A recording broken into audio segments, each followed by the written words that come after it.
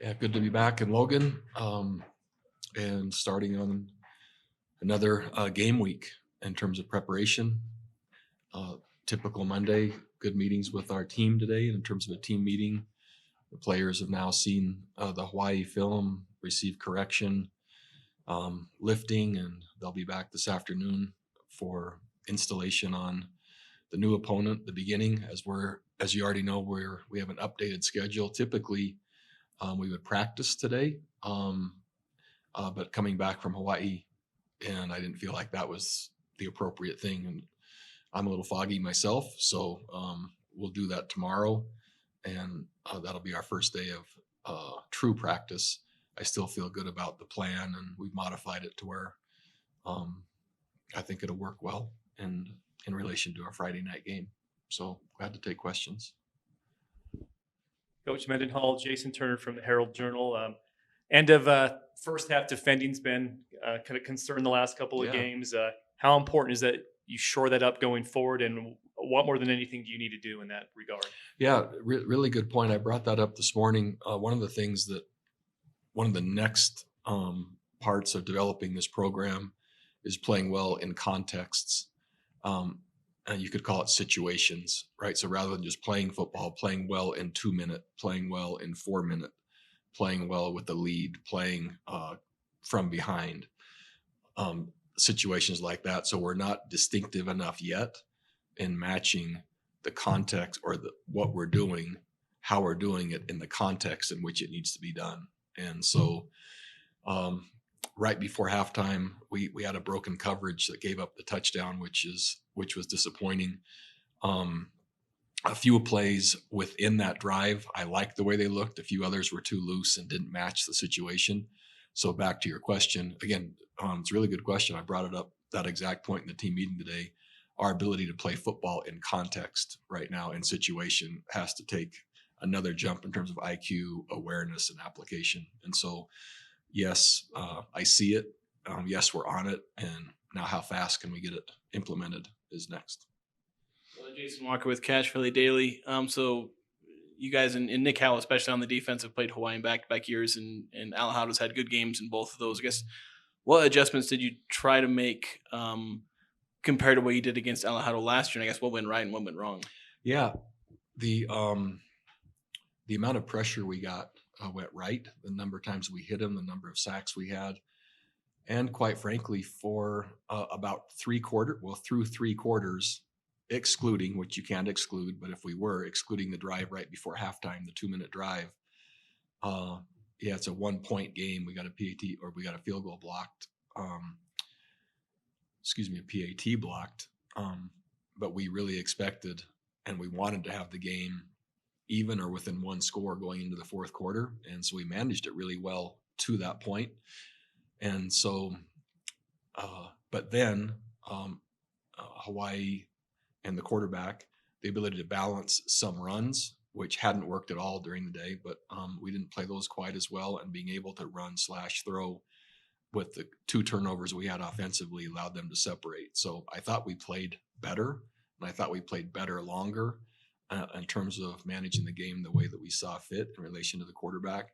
A good player, but the amount we hit him, the amount we affected his throws, the number of errant throws, but ultimately, man, they're really good at throwing and catching the ball, and they were again this game. So the fourth quarter would be my biggest. The drive before halftime and the finish of the game in the fourth is when we didn't play really to the level I was hopeful for. Coach, something that you've built here within the program is mental toughness. And with the travel issues that you guys had on Thursday and then getting to Friday, there was no excuses. It sounds like a softball question, but I promise it's not. But can you just talk about the mental toughness of your team to still go out there and focus football and solely on football and still be competitive against a really good Hawaii team? So the way, and again, I'm just sharing now after the fact because it's not an excuse. It's just a reality. We showed up at the airport Thursday in buses. We were met by my chief of staff. Plane had mechanical issues. Within 3 minutes, we turned the buses around, came back here, had position meetings, had special teams meeting. We practiced. None of that was planned. We were planning to go to Hawaii. made the plan for the next day. All the way through that evening, we were working to guarantee that the plane would actually take off the next day, as promised at 8. There was at one point that it might have been up to a 4-hour delay in Oakland. Once and if we got to Oakland with no promise that we'd land in Honolulu, it might be some other island because they were expecting a storm. That information ended up being false. But they shared that with us. So we were managing that through the night before we took off on Friday. And so from a head coach, the players didn't know any of that. And I don't want this to be a big deal. I'm just sharing.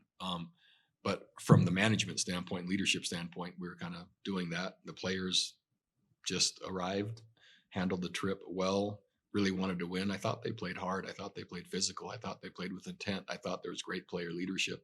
We just didn't play clean enough offensively, certainly with the number of penalties we had and miscues and operational, as well as the holdings. And then defensively, I already mentioned the things we could improve there. But it wasn't a lack of intent, preparation, desire, fortitude, and willingness. And they're really disappointed as I was that we lost the game. They've came back today, no nonsense, accountable for the way they played, looking to get better, and we're moving forward for Friday night. Coach Mark Green with Utah Statesman. If I remember right, you said you and the coaching staff would have the opportunity to kind of watch some of the film and look things over before now. Just kind of doing that, what are some things that you have kind of earmarked for this week to improve upon for San Jose State? Yeah. So there's in the games we've lost, they've all been on the road, and I'm not willing to jump to that as the reason. Right now, we played some good teams. So Texas A&M is a good team, Vanderbilt for sure, and Hawaii, I think, is a good football team. It's a long ways to go. We certainly had expected to win and play well in that game. What I talked to my team about today, much like I just addressed, is there's playing football and then there's playing football within context. And that also has a complementary nature, meaning that, I don't know, maybe the opponent's offense just is out a 14-play drive, and maybe we're held to field goal, or maybe it's a touchdown. What doesn't help then is our offense to go out and go tempo and maybe go 3 and out and give the ball over again, right? So there's a context. That's a hypothetical, by the way. There's a context in which we can play football that can be improved in a comprehensive and collective way. Same thing. One of the turnovers on Saturday, the defense came out, held them to a field goal, and that was a good idea of context. They came out, it's short field, it's the fourth quarter, extra points can't happen now, and so there's a next level application to your point. Again, that's what I shared in my team meeting today, of playing football within context and complementary of what's needed for the whole team. And so it's been fairly independent right now, as I've been managing it during the game, but we need to take another step in the complementary and context nature of playing the game.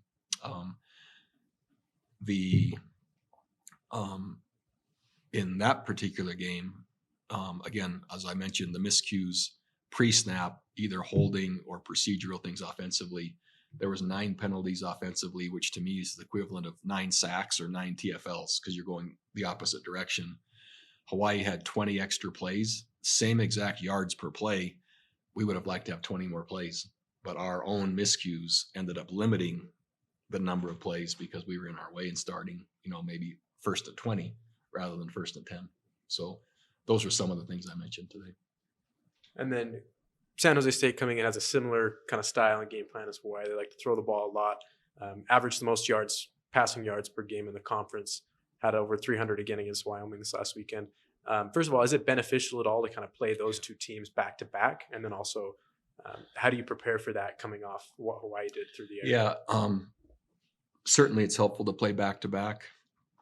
And then we can certainly address what we didn't do well versus Hawaii, what we did, and then apply it versus a new opponent that's similar, not identical. And so I think that's a key point, is they are similar, but not identical. It's not the same offense. The formations look similar.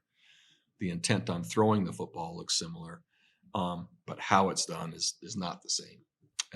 Helpful for us that Coach McGiven is coming from San Jose, was the receivers coach there a year ago. It's the same coordinator offensively. And so there's some reference points and questions we can get quick answers to, which is really helpful. But again, we're really working to improve our team, our execution, our coverage, again, the situations, the pressure, and the different things needed to have success. Coach, I know you're still trying to get back from Hawaii and all that, but number 10 for San Jose State, great receiver, 5'9", had 10 catches, 180 yards, 4 touchdowns. From that kind of receiving crew, for your defensive backs, they played really well, some good coverage. What did you see good of your defensive backs, and what do you want to see maybe improved as you get ready for a guy like this? So there was quite a bit that was good, and the coverage was consistent and relatively tight. But there was also times where open access throws, especially toward the end of the game, where they're able to get, it's 1st and 10, and so it's then 2nd and 1, 2nd and 2, and so some tighter coverage on the open access throws, and then we were beat over the top. Again, we broke a coverage right before halftime, and then we were beat over the top 2 other times. And so for us, if you look at the games we've lost, the most big plays against us have been in our 3 losses, A&M, Vanderbilt, and last week. And so the number of big plays is equaling points. And so playing with leverage and defending the downfield throws more effectively is something we'd like to see.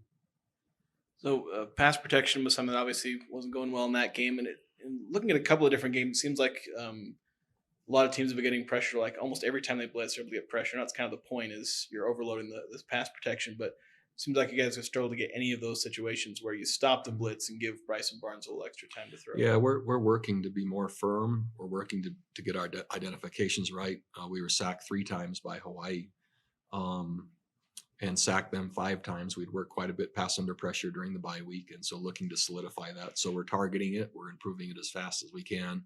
Bryson really helps with how elusive he is and how well he runs and escapes pressure. As we've rotated a few different players through, that affects it a little bit. But again, technically, tactically, and just mindset-wise and accuracy, much like coverage, the offensive line and secondary are very similar. And being able to pass off the stunts, identify correctly, and execute consistently.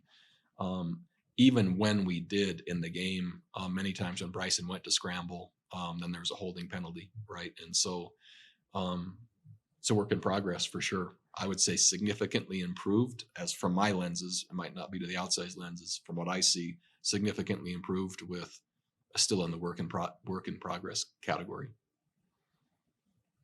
Coach, you're going to be facing a guy who's been coaching for more than 30 years. Yeah. His son's on your staff. Just curious what kind of relationship you have with Ken, and what do you expect from a team that's coached by him? Yeah, we're friends. Similar paths, similar length of time, similar head coaching tenures. And yeah, I value Kenny's friendship. I think that I like what he does and stands for in college football: faith, family values, integrity, and character. Really fun to see a completely different style of football team than all the teams at Navy. And I'm sure he's having fun just having and seeing football from a whole different perspective. And Ali'i on our staff, through the stories he shares as well. So there's a level of intimacy, no professional crossover in terms of exchange of ideas or anything. But when I was out of football, I hosted a podcast, Head Coach University, and Kenny was one of the guests I had. And so just really fun to be able to visit and share similar philosophies and approaches in college football. Defensively, San Jose State under Kenny. I'm not going to slaughter. I don't want to slaughter his last name. I apologize for that. But forced a lot of turnovers this year. They've also given up a fair amount of yards. What do you see from them defensively? Yeah. So Niumatalolo is just so you can practice all week. I think they're coordinated well, and offenses are challenging. There's different styles, there are different schemes. One of the things for us, man, the number of different types of offenses we've seen is really unique. And as we're still learning our personnel and trying to decide who goes where in what week, rather than just keep it the same, I think they're coordinated well. I think the challenges they faced, and lots of close games, but I think they're a strong unit. And it's not always, the statistics are I think you have to be cautious as you look through it. It's easy to race to conclusions, but there's, again, context, there's game management, and there's really good teams. So I think they're strong. So Miles Davis ran the ball pretty well in the last game, and maybe situation dictated he didn't get as many carries as maybe he would have liked. I think it was still a career high 15. Do you see him maybe getting more and more carries considering he's played so well? Yeah, we like Miles a lot. We like his productivity. We like his mindset. We like the physical presence that he brings. And the touch count, I see it only going up in terms of the future. And it adds a nice balance for us. And then again, I'll ask another question about San Jose number 10, their wide receiver, I guess. Oh, I was supposed to answer it. Someone asked me that earlier. Yeah, Yeah. sorry about that. I forgot. But obviously, like stopping him, probably not Yeah. too realistic. But what does slowing him down look like in terms of limiting his impact? It's just big plays, right? And so big plays in college football lead to points. And he's quick, he's elusive, he's dynamic, he's tough, and fun to watch. So limiting is important. And so the giant plays and the dynamic plays downfield are really what you hope to contain, and the rest of the catches and touches, right? Catch, tackle, and hopefully contain. Really elusive, really tough, and hard to get your hands on. He's super quick. So he's a good player. Kind of on that note, San Jose, I think they have one of the highest average depth of target in their passing game. Obviously, they like to try and take the top off the defense. Like, what do you try and do to limit that? Where they're going to be looking for that long ball? Yeah. Emphasis. So it's part of their design. It's certainly part of their plan. Someone asked me a little bit in relation to Hawaii. We were pressuring Hawaii so much it was kind of dictating shorter throws. We were beat over the top early a couple times without pressure, and so that kind of dictated, or we kind of started increasing pressure to shorten the throws, even though that might sound counterintuitive. San Jose prefers the ball to go downfield, and when in doubt, they want it downfield, and so a little bit different approach. And he's with a secondary, Ike Larson, obviously making the return. And you mentioned, I think, after the game that Noah Avenger moved over to corner.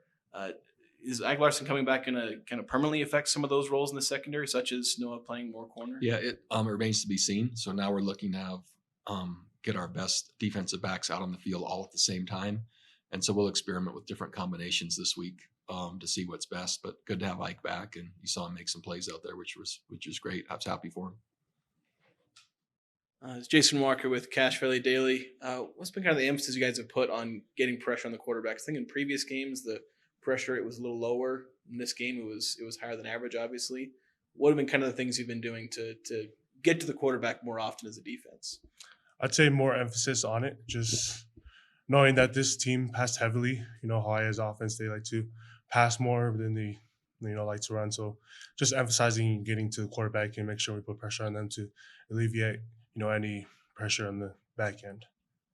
AJ Salveson, Aggie Sports Radio Network. Hawaii was the third quarterback, I believe, this year that you guys seen that they're mobile and they are able to do a lot of things in regards of scrambling. And how hard is that to have to spy the quarterback, especially with talented receivers around him, and keep an eye on him that he's not able to just see open gaps and run for a lot of yardage?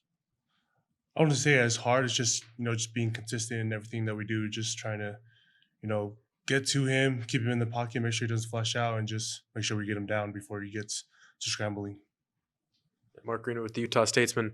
Kind of similar to Jason's question, with the similar Hawaii team that likes to throw the ball a lot.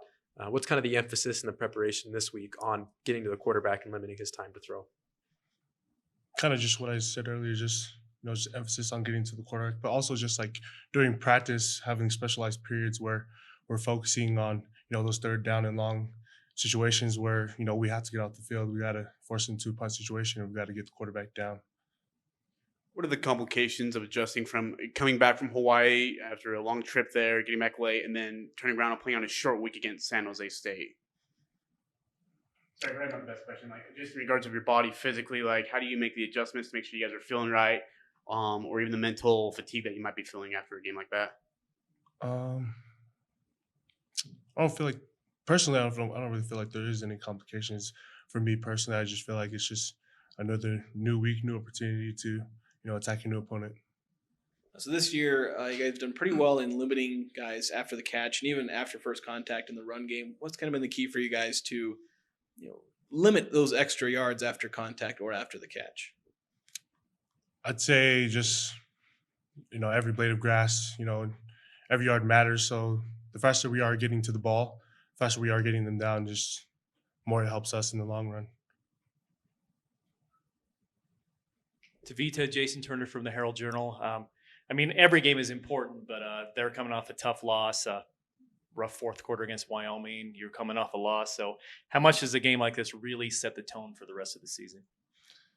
It sets a big tone, just how much of an impact that played on us, that Hawaii game going into it, very heavily prepared. And then now coming back to prepare for San Jose State. So just, this game really sets the tone for, the rest of our games down the road. So just trying to prepare for it. How big of a key is it for you guys as a front seven and a pass rush to be able to help out the secondary? Like, how crucial is that for you guys to help them out in terms of making their job easier and kind of in turn, they make your job easier? It's important for us, especially with us in our defense, we run a 3-down lineman. So, just even when we're not bringing pressures, from linebackers, just us three, we have to really stand out and just try to get to the quarterback. If we're just rushing 3 or if we're rushing 4, just trying our best to alleviate any pressure from the back end. Hey, Anthony, Jason Turner from the Herald Journal. Well, first of all, I'm just curious about how many of those guys that really well on that San Jose State team, and how much are you looking forward to the opportunity to play against them and to catch up with some of them on the field after the game? Yeah, nice to meet you, Jason. I still know a very good amount of guys on the team. I still talk with their starting quarterback, Walker Eget, on a weekly basis. We just talked before our game last week. But I'm close with all those guys, but they know and I know when we're on that field, it's not the same type of relationship. After the game, I'm looking forward to saying what's up to all of them, catching up a little bit. But when it comes down to it, I want to win this game this week, and we need to win. So Jason Walker with Cache Valley Daily, not to be confused with the other Jason. Just looking at the offense, I guess you guys have played really well for most of the season. Last week, it just seemed like didn't manage to maintain any kind of rhythm, especially in the second half. Just what's the key for you guys in maintaining that rhythm, with making sure you keep getting points on the board? Yeah, I think it's simple. I think just toning in on the small details this week and trying to hold back from having as many penalties as we had as last week, and that was killing some of our drives. And so just a little bit here and there, but I still think we have a good plan for this week, and as long as we fix those things, I think we'll be straight. And Mark Green with the Utah Statesman. San Jose State defensively is bottom half of the conference in terms of yards per game and points allowed, while you guys are top 3 or 4 in the conference in your offense. What's kind of the preparation and plan look like this week to kind of take advantage of that San Jose State defense? We're treating every week as a new week. We try not to pay attention to too many of those stats because, as you can see, any game in the Mountain West Conference can be won on any night. It doesn't really matter how many wins or losses you have or statistics like that. So we just have to show up and do what we do, and we know what they're going to run, and we just have to go from there. And then Saturday against Hawaii, it seemed like as Hawaii kind of late in the game was putting up more points, that you guys offensively were kind of grasping a little bit, looking for bigger plays, chunk plays. This week against an offense that also has that capability, what's kind of the game plan to stay within your offense and not try and maybe mirror what they're doing or try and keep pace with them, but just stay within your game? Yeah. I have a lot of faith in Coach McGiven, and I know he's going to have a good game plan for this week. He's been coaching with Coach Dio for the past couple of years when he was at San Jose State, so I know he has a good feel for his defense, and I've seen it as well with my time there, and we're going to do what we do. We're not going to change what we run because another team is running some type of plays. We're going to stick to what we do, and we just got to fix the small details, and we'll be good. Anthony Salveson with Aggie Sports Radio Network. Your trick play on Saturday night. Can you talk a little bit about that and then talk about how much notice they give you, or is it just right then and there, and you got to get on the field? What's the mental preparation to have to run that? That's a fun play. It's always cool to be able to have to keep the defense guessing like that. And we ran that play during the week versus our starting defense. And I actually hit Brady Boyd on it on a post route, and not Javen Jacobs, but in the game they actually had Brady covered. So I progressed off of him and found Jacob. So it was good to see it work both in practice and in the game, and it just shows how important practice is to be able to run those plays and see how they work and then run them in the game as well. You're in kind of an interesting situation where obviously your quarterback playing wide receiver now. Although as a receiver, you have what 2 passing touchdowns, 2-point conversion, and rushing touchdown. Don't have a receiving touchdown yet. Yeah. I guess what's going to take for you to get a receiving touchdown? Because you're pretty close to being in some pretty rare air. There's not too many Aggies who've had a passing, receiving, and rushing touchdown in a season. Yeah, I mean, just trying to keep taking advantage of the opportunities I get, and I'm getting plenty of reps at receiver to be able to make plays, and so I'm just going to keep working hard at that and keep trying to get open as much as possible to make Bryson's life easier. And just if it comes my way, it comes my way, and if it does, I'm going to do my best to make a play. Anthony, you're coming off the tough loss, long road trip. They're coming off a high altitude road trip, tough loss there in the fourth quarter. So homecoming for you. How much will the game set the tone for both teams for the rest of the season? You don't want to overstate the importance of a game, but how important is this game? It is very important, and we're both coming off a loss, but I do believe that our team as a whole, offense, defense, and special teams, has looked at everything already within this morning. We worked very diligently, and we've figured out what we need to correct, and we put it in the past. We're moving on, and we're ready to move on to this weekend to get the win.